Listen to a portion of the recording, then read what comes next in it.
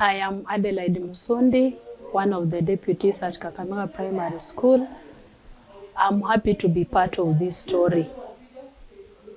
Kakamega Primary School, it's a highly enrolled school whereby I have been teaching here from 2012, and by God's grace, I happen to be promoted in the year 2023, taking over as a teacher in charge of curriculum from Mr. Evans Lubanga, who was equally promoted to a higher post of being a head teacher of Musa Primary School. As my mentor, I learned a lot from him, and from what he took me through, I'm actually doing well in support of the school programs. As a school, we have good coordination of programs. We are 3 deputies, Mr. Vincent Tibis, who is in charge of administration, Madam Ruth Ofisi, together, and I in charge of curriculum. Madam Ofisi takes care of the junior school curriculum, and I, the primary section curriculum. That is from grade 1 to grade 6. As a school, we are doing very well academically. We have our strategies that help us to perform well. First of all, we have the daily schedule as follows. We begin our learning as from 6:30 a.m. up to 7, whereby we do the library lessons under the guidance of the learning area teachers, that is the Department of English. At around 7 to 8, we have the remedial lessons, whereby we have spread teachers taking care of each and every stream in various learning areas. And also we have another remedial, we have marked our lessons at 1:30 to 2, whereby our learners are encouraged to read Swahili books that encourage them and even grow them in the language of Kiswahili, helping them to answer questions of Kiswahili well, coming to assessments. We also have another program from 4:10 to 5, in which learners are taken through the remedial lessons of the set areas on the timetables. In these remedial lessons, teachers revisit the areas that learners didn't catch well.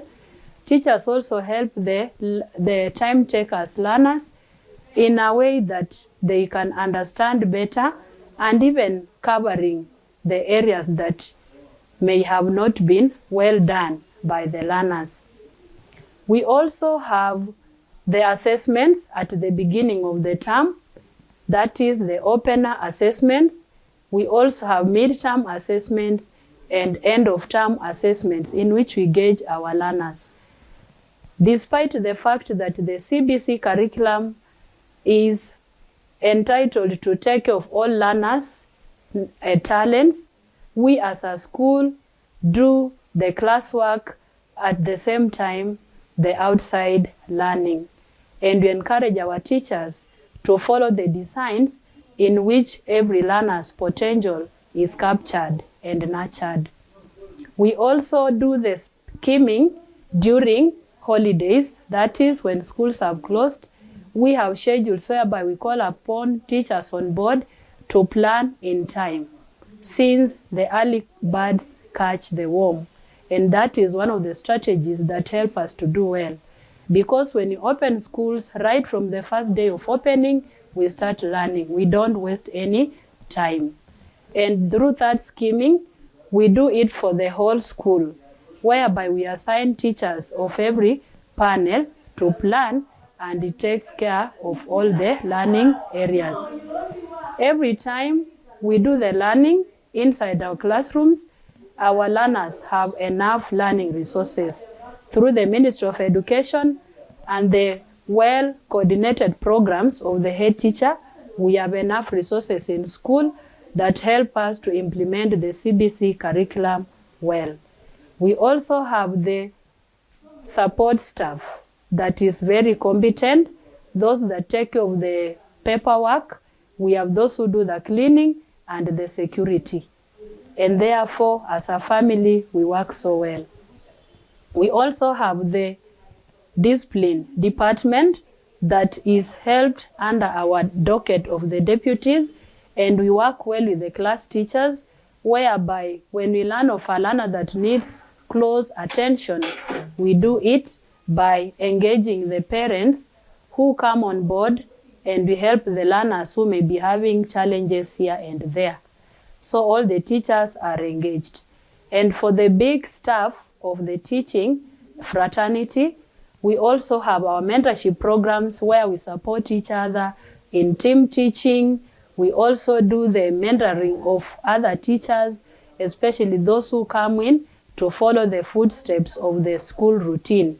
Because without a routine in our school and a culture, we cannot succeed as a family. Otherwise, with a well-coordinated program through our head teacher, Mr. Dixon Wanyangu, we do well because we listen to his guidance as we follow the stipulated guidelines of the Ministry of Education. As a school also, we have our own challenges since our school is located in town and we have all personalities. Some of these learners have their own challenges, they stay alone, some of their parents go on transfer and they leave them within, but we keep encouraging them so that they come to school and they learn. Good enough, the parents are in touch with the teachers in school and they are supported. Since the school curriculum is well planned to an extent that parents don't feel like taking their learners away from school when they get transferred. In fact, we're looking forward to one day if we can have a boarding section so that when our parents are transferred, their learners, their children are not interfered in the learning progress. Being a big family under discipline, we also have the virtues program in the school, and I have made an effort by taking our teachers for the trainings of virtues in which they are trained on more values and skills to handle our learners so that they find a school a friendly place to be. And through these virtues also in our staff meetings, we do pick a virtue that guides us through our week, through our day. And also you find that by the practice of virtues that are even labeled on the trees in the school, when you come in, you find the environment so conducive because there are virtues of honesty, virtues of kindness, virtues of obedience, respect. So when you come around and you see all that, the virtues talk to you. And then you find that you are in the right place and you feel comfortable to belong.